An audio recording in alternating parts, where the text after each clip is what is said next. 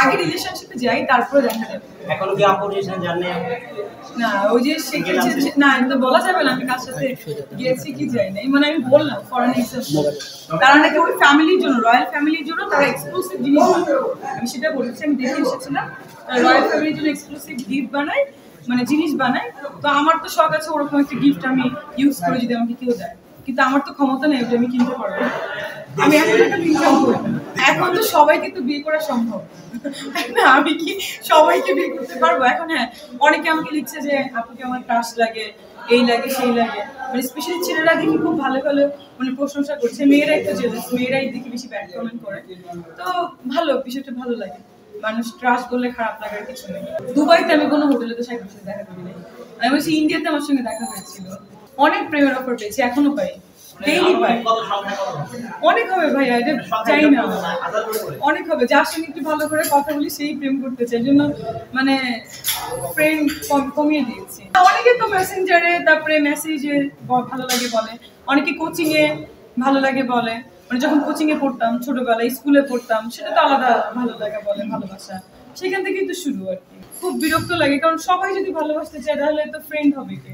টিচাররা তো available, maximum টিচারই মানে দেখা যায় বলতে চায়, কিন্তু যে একটা টিচারের নামে বলেছিলাম ওটা তো প্রেম না, ওটা অন্য কিছুর অফার ছিল।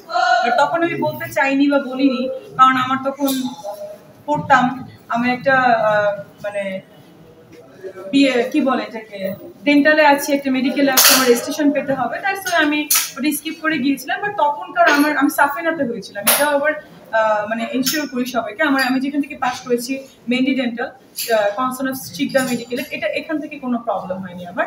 এখানে আমি পরে গিয়েছিলাম, আমি পাস করতে পারছিলাম না বলে এখানে গিয়েছিলাম।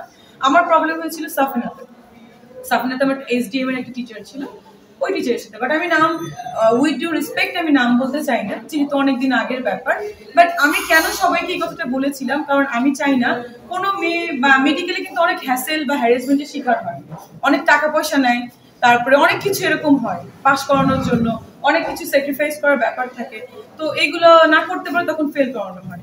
এটা আমি সবাইকে মানে একটা বার্তা বলতে পারেন, মেসেজ দেওয়ার জন্য কথাগুলো বলেছিলাম। এটা কিন্তু কোনো খারাপ বিষয় না, এবং এটা আপনারা চাইলে তদন্তও করতে পারেন ওই কলেজে, যে আমার যারা ফ্রেন্ড ছিল ওই দিন তারা সবাই কিন্তু জানে, এবং ওই টিচারটাকে তখন 4 মাসের মধ্যে সাসপেন্ডও করা হয়েছিল। কিন্তু ওই টিচারের আবার যারা ক্লোজ ছিল তারা সবাই আমাকে মানে কি বলে নিয়মিতভাবে ফেল করাচ্ছিল। তখন আমি না পেরে পড়াশোনা ছেড়ে দিয়েছিলাম, এই মিডিয়াতে ঢুকলাম। আমি জাস্ট মিডিয়াতে ঢুকতাম না, আমার যদি এই ফেলটা না করাতো আমার কোনো ইচ্ছাই ছিল না আমার মিডিয়া করার বা আমার বিজনেস করার। আমি তখন দেশের বাইরে চলে যাওয়ার ইচ্ছে ছিল, পাস করে ইউকেতে চলে যাবো।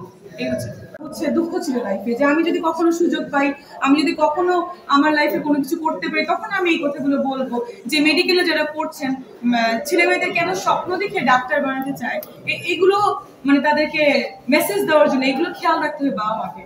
আমার মা অনেক কেঁদেছিল, আমার বাবা অনেক কান্না করেছিল, আমিও দিনের পর দিন কান্না করতাম যে আমি পাস করতেছি না।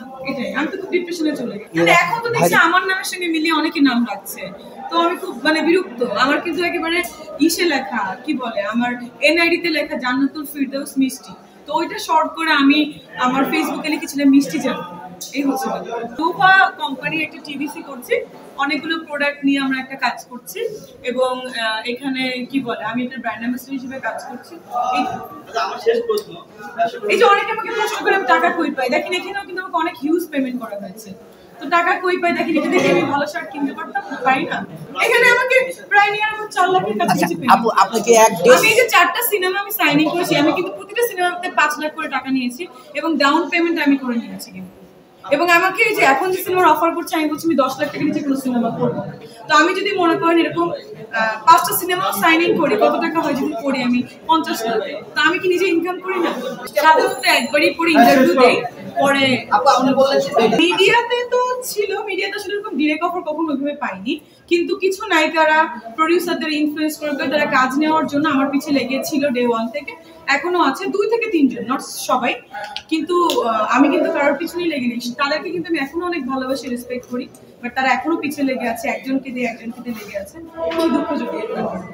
বলি ভাই আপনাকে যেটা বলছি আপনি কিন্তু মাইন্ড করেন না, আমি কিন্তু রাগ হয়ে কিছু বলিনি, কারণ দেখেন কিছু কিছু ক্যাপশন এখানে দেয় যে যেটা আমাকে আপনারা বিপদে কেন ফেলবেন, তাই না? এটা তো নর্মাল। সব নায়কই আমার ফ্রেন্ড, অনেক আগে থেকেই নায়করা করতো, বাট আমাকে তো কোনো নায়ক চয়েস করিনি পর্যন্ত। আমি দেখে যে নায়ক বলতাম এই নায়ক হবে। শাকিব খানের সাথে একটা ছবি আসবে, সেটা বলা যাবে আসবে অবশ্যই। আমার তো সব সিনেমা এখন বিগ বাজেটের আমি করছি, একটা আমি আর এই পর্যন্ত যেগুলো আমি করেছি কোনোটাই বিগ বাজেটের নিচে ছিল না। একটা ছিল শুধু ছিল করোনার ভিতরে করেছিলাম ফুলজান, আর একটা সিনেমাও ছিল না, সবগুলো কিন্তু জয়েন্ট ভেঞ্চারে ছিল। আমি সৌমের সাথে কাজ করেছি কলকাতার, আমি সূর্যের সাথে কাজ করেছি, আমি বাপ্পির সাথে কাজ করেছি, সাইমনের সাথে কাজ করেছি, আমি তো সব প্রমিনেন্ট আর্টিস্টের সঙ্গে কাজ করেছি। স্ট্রেট ফরওয়ার্ড বলা কি ভালো না? সব কথাতে স্ট্রেট ফরওয়ার্ড বলাই ভালো। আমার যদি মনের মধ্যে কিছু না থাকে, আমি যদি অনেস্ট থাকি, তাহলে তো আমার স্ট্রেট ফরওয়ার্ড হওয়াই ভালো না?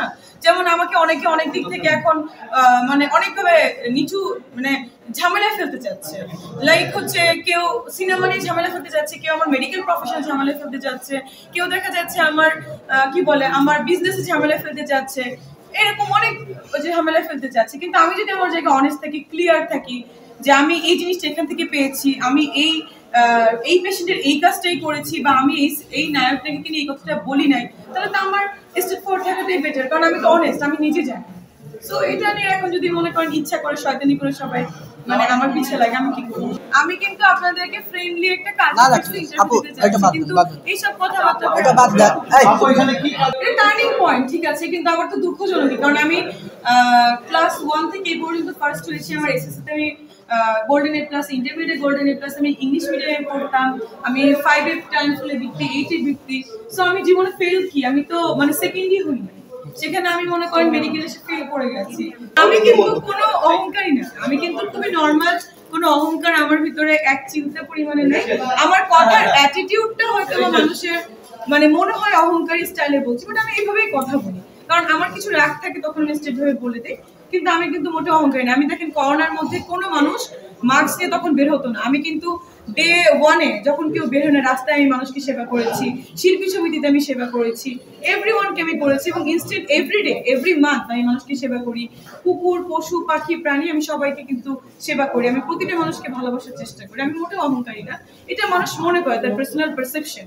বাট আমি খুবই নরম একটা মনের মানুষ, আমি খুবই ইমোশনাল হয়ে যাই, কিন্তু আমি মানে মানুষের সামনে এক্সপোজ করি না। বাট আমি তো মানুষ, আমি অবশ্যই ইমোশনাল হব, আমার কষ্ট আছে, দুঃখ আছে, আর আমি মোটেও অহংকারী না, আমি মোটেও ভাব নিয়ে চলি না।